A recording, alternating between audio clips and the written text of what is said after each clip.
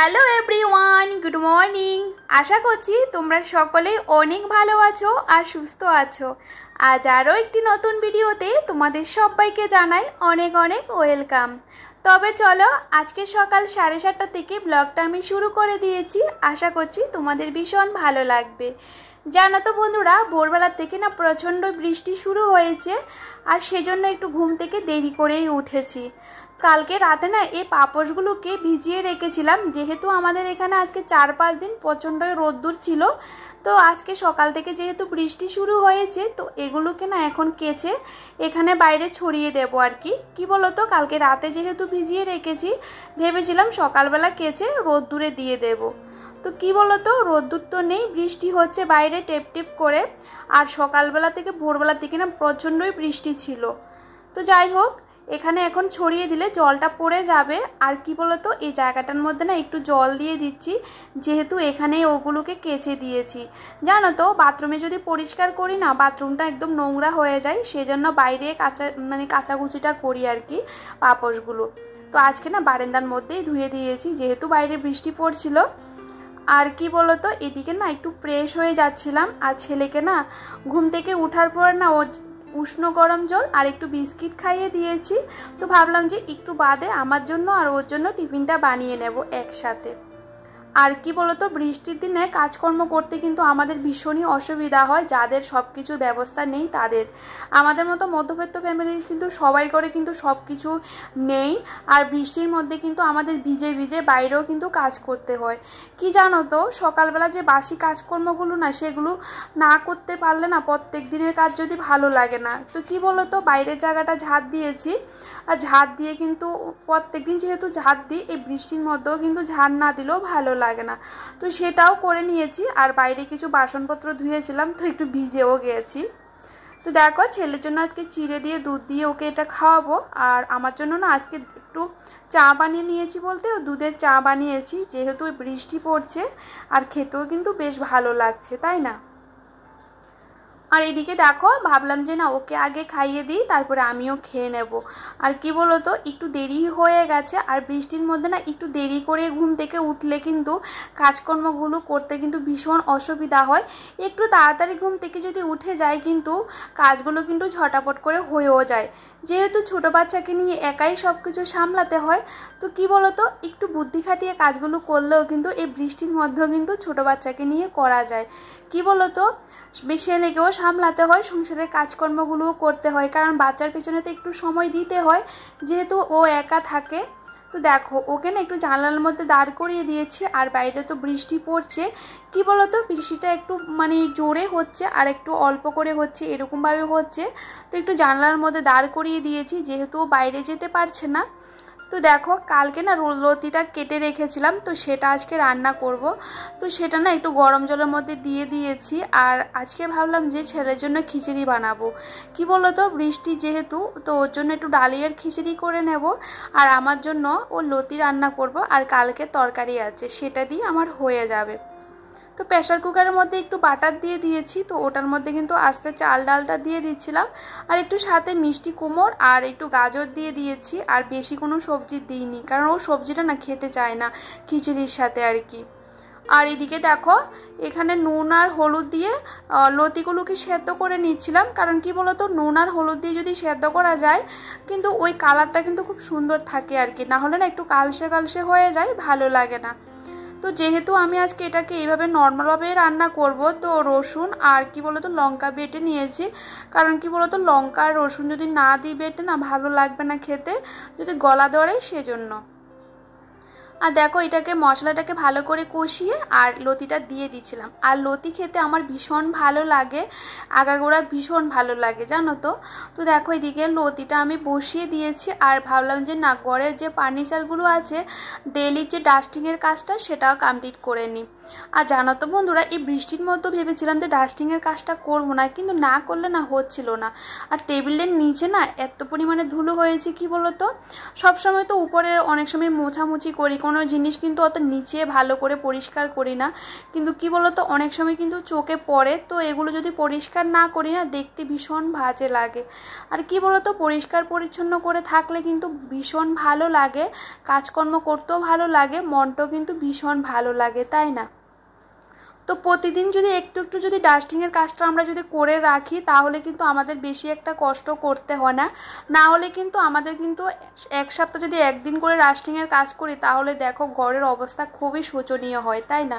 তো আমি চেষ্টা করি কিন্তু আমার সংসারে ছোট বাচ্চাকে সামলানোর সাথে সংসারের টুকিটাকি কাজের সাথে কিন্তু আমার ডাস্টিংয়ের কাজটা আমাকে প্রত্যেক দিনই করতে হয়, আর না করলে আমার ভালো লাগে না।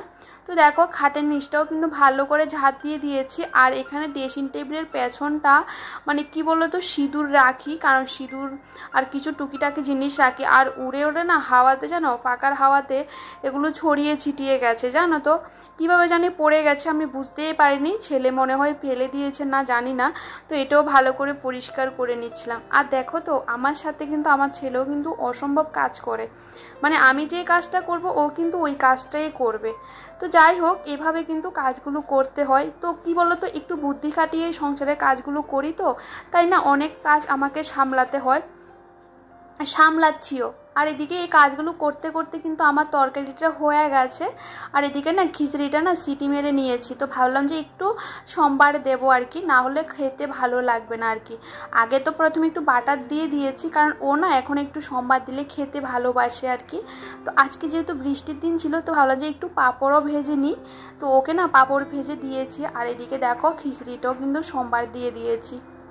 আর বাইরে গিয়ে না বাসনপত্রগুলো ধুয়ে নিয়ে চলে আসলাম, এখনও কিন্তু বৃষ্টি হচ্ছে। আর দেখো আমি পুরো ভিজে গেছি, আর জামাটা না আমি চেঞ্জ করছি না, ভাবলাম যে না কাজকর্মগুলো করে তাড়াতাড়ি করে চানটা করে পুজোটা দিয়ে দেব। আর এতটা পরিমাণে ভিজে গেছি বন্ধুরা, পুরো মাথাটাও ভিজে গেছি। দেখো একটা বাচ্চাকে নিয়ে কিন্তু কাজ করতে কিন্তু ভীষণ অসুবিধা হয়, তার মধ্যে যদি বৃষ্টি হয়, বৃষ্টির মধ্যে কিন্তু আমার ছেলেও কিন্তু চলে যায়, আমি যদি বাইরে কাজ করি ও কিন্তু চলে যায়। আর বাইরে কাজ করতে গেলে কিন্তু হাতে ছাতা নিয়ে কাজ করা কিন্তু অসম্ভব, কারণ ছাতা ধরবে না কাজ করবে, তাই না? তো এদিকে দেখো 10:30 বেজে গেছে, তো ছেলেকে না একটু লেবুর রস করে খাওয়া দিলাম আর কি। প্রত্যেকদিন এই টাইমে ছেলেকে কিছু না কিছু ফল দিই, তো আজকে ভাবলাম যে লেবুর রসটাই দিই, কারণ অনেকগুলো লেবু নিয়ে আসলাম, না হলে নষ্ট হয়ে যাবে। আর দেখো এদিকে কিন্তু ঘরটাও কিন্তু মুছে নিচ্ছি। সকাল থেকে না আমার না ওই টাইম পাই না যে একটু বসে তোমাদের সামনে এসে কথা বলবো, কাজকর্মগুলো করে নিই তারপরে তোমাদের সামনে এসে কথা বলবো, এরকম ভাবে কিন্তু না পারি না। তো যাই হোক ঘরটা মুছে কিন্তু চানটাও করে নিয়েছি।